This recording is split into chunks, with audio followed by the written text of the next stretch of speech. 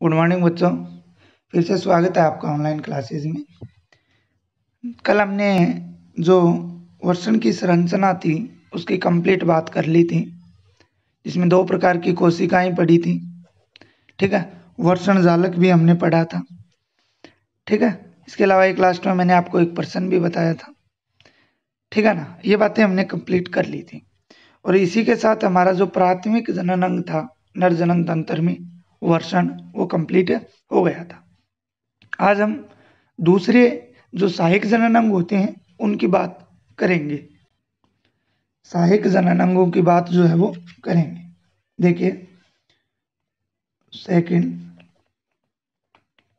सहायक जननांग, सहायक जननांग है, उनकी हम बात करेंगे। और प्यारे बच्चों, सहायक जननांग में मैंने आपको सबसे पहले वर्षण कोश, इसके अलावा जो है और भी बताए थे। हम शुरुआत करते हैं वर्षण कोश से। किससे शुरुआत करते हैं? वर्षण कोश से शुरुआत जो है वो करते हैं।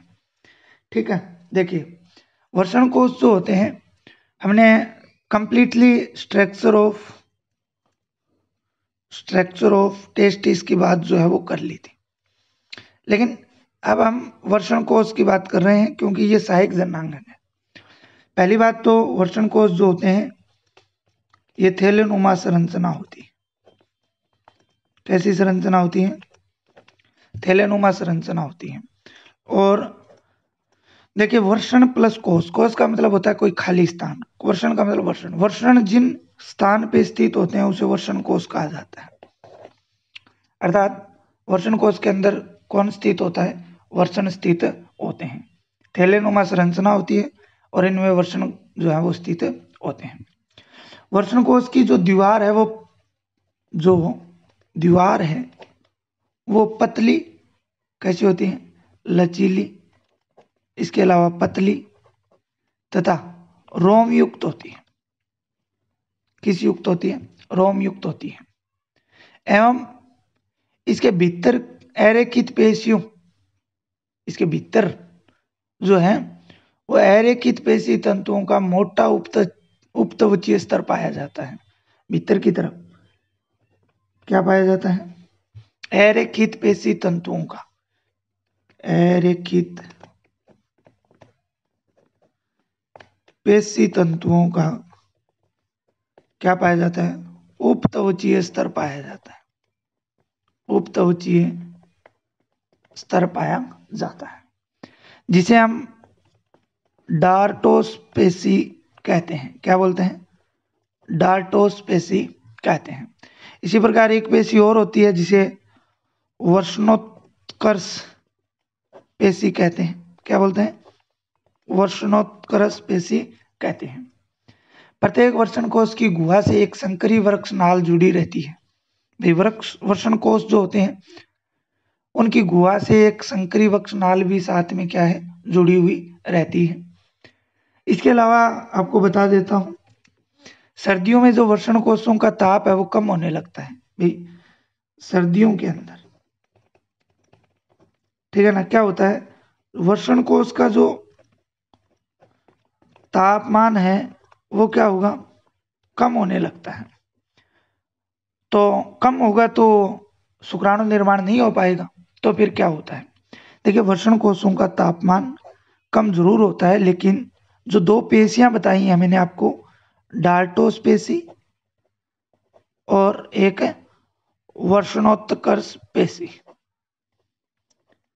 ठीक है, ये पेशियां सिकुड़कर वर्षण कोश के उधर, ये पेशियां क्या हो जाती हैं? सिकुड़ जाती हैं और वर्षण कोश को उदर गुहा के पास ले जाती हैं। वर्षण कोश को कहाँ ले जाती हैं? उदर गुहा के पास ले जाती हैं। अर्थात कहने का मतलब है वर्षण कोश जो है वो सिकुड़ जाते हैं, आकार बिल्कुल इनका छोटा हो जाता है। और उदर गुहा के पास जाने के बाद जो शरीर के तापमान के कारण इनका वर्षण कोश का जो तापमान है वो क्या बना रहता है?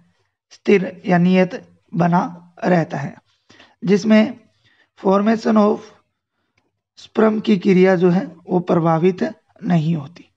फॉर्मेशन ऑफ स्पर्म की क्रिया जो है वो क्या नहीं होती? प्रभावित नहीं होती है। तो ये था प्यारे बच्चों वर्षण कोश।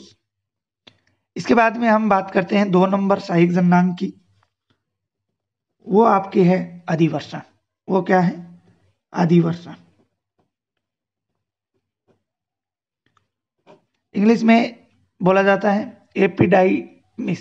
क्या बोला जाता है? Epididymis, epididymis. ठीक है। अधिवर्षण की बात करते हैं तो प्यारे बच्चों ये जो होते हैं एक पतली और लगभग 6 मीटर लंबी और अत्यधिक कुंडलित चपटी तथा कोमा के आकार की नलिका होती है। फिर से सुनिए, ये क्या होती है? पतली, लगभग 6 मीटर लंबी, इसके अलावा अत्यधिक कुंडलित। अत्यधिक क्या होती है? कुंडलित। कुंडलित का आप जानते ही हो मतलब चपटी तथा कोमा के आकार की। कोमा क्या है? जैसे हम लगाते हैं ना हिंदी में, इस प्रकार से कोमा। ठीक है ना? कोमा के आकार की क्या होती है? एक नलिका होती है। ठीक है ना? और इस नलिका को 3 भागों में बांटा गया है। इस नलिका को कितने भागों में बांटा गया है? 3 भागों में। वो 3 भाग कौन कौन से हैं? देखिए, तीनों भागों की बात करें। एक तो है शीर्ष अधिवर्षण, शीर्ष अधिवर्षण। दूसरा जो है वो होता है मध्य अधिवर्षण। दूसरा कौन सा है? मध्य अधिवर्षण। मध्य अधिवर्षण। 3 नंबर अगर हम बात करें तो वो है पुच्छक अधिवर्षण। पुच्छक अधिवर्षण। तीनों की बात करते हैं, क्या होते हैं? देखिए, 1 नंबर, सबसे पहले 1 नंबर की बात करते हैं, शीर्ष अधिवर्षण की। शीर्ष का मतलब होता है सबसे ऊपर। शीर्ष का मतलब क्या होता है? सबसे ऊपर। ये भाग जो होता है वो चौड़ा तथा वर्षण के ऊपरी भाग पर टिका होता है। चौड़ा भाग होता है। इसके अलावा जो वर्षण है, वर्षण के ऊपरी भाग पर टिका होता है। कहाँ टिका होता है? ऊपरी भाग पर टिका हुआ होता है। और अपवाही वाहिनिकाएं इसी भाग में खुलती हैं। कौन सी वाहिनिकाएं? अपवाही वाहिनिकाएं जो होती हैं वो इसी भाग में खुलती हैं। वो क्या है? इसी भाग में खुलती हैं। ठीक है। इसके बाद में हम बात करते हैं 2 नंबर मध्य अधिवर्षण। मध्य अधिवर्षण। मध्य अधिवर्षण की बात करते हैं तो ये मध्य एवं संकरा भाग होता है। भाई शीर्ष है, ये मध्य नाम है तो मध्य भाग होगा, और मध्य एवं संकरा भाग होता है। कैसा भाग होता है? मध्य एवं संकरा भाग होता है। और साथ में ये पतला एवं चपटा होता है। ऊपर वाला चौड़ा था, ये पतला एवं क्या होता है? चपटा होता है। पतला एवं क्या होता है? चपटा होता है। और ये वर्षण की पश्च सतह तक फैला रहता है। भाई वर्षण जो होते हैं उनके पीछे तक ये फैला हुआ रहता है। कहाँ तक फैला हुआ रहता है? पीछे तक ये फैला हुआ रहता है। इसके बाद में बात करते हैं 3 नंबर पुच्छक अधिवर्षण। पुच्छक अधिवर्षण। पुच्छक अधिवर्षण में देखिए ये अंतिम भाग होता है। क्या होता है? अंतिम भाग। किसका? अधिवर्षण का अंतिम भाग होता है। और ये बिल्कुल पतला भाग होता है। क्या होता है? बिल्कुल पतला भाग होता है और वर्षण के निचले भाग को ढके रखता है। और वर्षण के जो अंतिम भाग है, वर्षण के निचले भाग को क्या है? निचले भाग को ढके रखता है। ठीक है। इस प्रकार से प्यारे बच्चों अधिवर्षण की बात की। अधिवर्षण में 3 बातें की हमने। शीर्ष अधिवर्षण, सबसे ऊपरी व चौड़ा भाग जो अपवाही नलिका इसी में खुलती हैं। मध्य अधिवर्षण, मध्य एवं संकरा भाग, वह पतला व चपटा होता है और पीछे तक फैला रहता है। ठीक है। तीसरे भाग की बात करें, पुच्छक भाग। यह अंतिम भाग होता है, पतला भाग होता है और वर्षण के निचले भाग को ढके रखता है। इसके बाद में बात करते हैं जो शुक्र वाहिनी होती है 3 नंबर। 3 नंबर सहायक जननांग की बात करते हैं तो वो होती है शुक्र वाहिनी। कौन सी वाहिनी? शुक्र वाहिनी। इंग्लिश में बोलते हैं वास डेफरेंस। क्या बोला जाता है? Vas deferens. ठीक है, देखिए शुक्रवाहिनी जो है वो क्या होती है प्यारे बच्चों, ये जो वाहिनी होती है ये लगभग 45 सेंटीमीटर लंबी होती है। कितनी लंबी होती है? 45 सेंटीमीटर लंबी नलिका होती है। इसके अलावा ये पुच्छक अधिवर्षण जो होता है, कौन सा अधिवर्षण? पुच्छक अधिवर्षण, कम कुंडलित तथा मोटी नलिका के रूप में सीधी होकर शुक्रवाहिनी की भीतरी सतह कूटस्थित स्तंभी उपकला की बनी हुई होती है। किसकी बनी हुई होती है? कूटस्थित स्तंभी उपकला की ये बनी हुई होती है। याद रख लेना, इतना याद रखना आपको, किसकी बनी हुई होती है?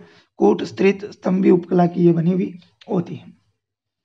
इनमें अगर बात करें तो कुछ कोशिकाएं विशेष तरल पदार्थ का स्राव करती हैं तथा शुक्रवाहिनी के मार्ग को शुक्राणुओं के गमन हेतु क्या बनाती हैं? चिकना बनाती हैं। तो हम कह सकते हैं शुक्राणुओं को मार्ग प्रदान करती हैं। भाई शुक्राणुओं के मार्ग को क्या बनाती हैं? चिकना बनाती हैं, जिससे आसानी से वो आगे गति कर सकें, जिससे आसानी से वो क्या कर सकें? आगे गति कर सकें। इसके अलावा इसकी दीवार की पेशियों में तरंग गति उत्पन्न के कारण जो है शुक्राणु आगे बढ़ते रहते हैं। कौन सी गति के कारण? तरंग गति के कारण जो है शुक्राणु आगे बढ़ते रहते हैं। शुक्रवाहिनी जो होती है वो अधिवर्षण के पश्च भाग से प्रारंभ होकर, इस पुच्छक भाग से प्रारंभ होकर, किस भाग से प्रारंभ होकर? पुच्छक भाग से प्रारंभ होकर और ऊपर की ओर जो वक्षण नाल से होकर उदर गुहा के मूत्राशय के पश्च तल पर नीचे की ओर मुड़कर चलती हुई अंत में एक फूले हुए भाग तुम्बिका में खुलती है। फूले हुए भाग किस में खुलती है? तुम्बिका या एम्पुला में खुलती है। किस में खुलती है? एम्पुला में खुलती है। और यहाँ शुक्राशय की छोटी वाहिनी आकर खुलती है। साथ में यहाँ किसकी? शुक्राशय की छोटी वाहिनी आकर खुलती है। ठीक है, दोनों के मिलने से एक संकलनीय वाहिनी का निर्माण होता है। जब ये दोनों मिल जाती हैं तो क्या बनती है? एक संकलनीय वाहिनी जो है वो बनती है। ठीक है, यहाँ तुम्बिका में शुक्राणुओं का अस्थायी रूप से क्या है? इकट्ठा कर लिया जाता है। शुक्राणुओं का क्या कर लिया जाता है? संग्रहण जो है वो कर लिया जाता है। इसके अलावा संकलनीय वाहिनी अंत में मूत्र मार्ग में आकर खुलती है, और ये आकर किस में खुलती है? मूत्र मार्ग में खुलती है, यूरेथ्रा के अंदर खुलती है। क्या है? 45 सेंटीमीटर लंबी नलिका है, कूटस्थित स्तंभी उपकला की बनी हुई होती है। ये शुक्राणुओं के मार्ग को चिकना बनाती है। वह शुक्राणु इसकी दीवार में तरंग गति के कारण शुक्राणु आगे बढ़ते रहते हैं। यह अधिवर्षण के अंतिम भाग से शुरू होकर तुम्बिका में खुलती है, जहां शुक्राशय की छोटी वाहिनी आती है। अब ये दोनों वाहिनी मिलकर संकलनीय वाहिनी बनाती हैं, जो अंत में मूत्र मार्ग में खुलती हैं। ठीक है, और तुम्बिका के अंदर अस्थायी रूप से शुक्राणुओं का क्या कर लिया जाता है? संग्रह कर लिया जाता है। तो प्यारे बच्चों, कल हम मूत्र मार्ग और सहायक जनन ग्रंथियां और शिस्तन के बारे में पढ़ेंगे। कल आपका जो नर जनन तंत्र है वो कंप्लीट हो जाएगा।